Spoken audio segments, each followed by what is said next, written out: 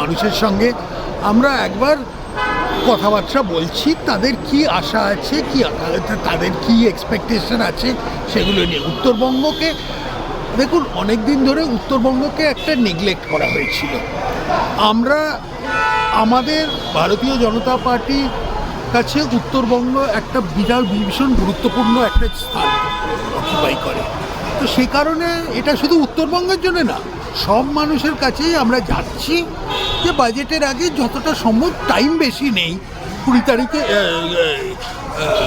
20 তারিখে বাজেটটা করতে হবে। তার মধ্যেই যতটা সম্ভব একবার জেনে নিই যে লোকজন কী চাইছে, তাদের সমস্যাগুলো কী, সেগুলো কতটা সমাধান করা যায় সেগুলো দেখতে হবে। হ্যাঁ, এটা প্রথমবারই করছি। আমি গতকালই চার্জ নিয়েছি। আমার প্রথম ভিজিট হচ্ছে উত্তরবঙ্গে, শিলিগুড়িতে এলাম।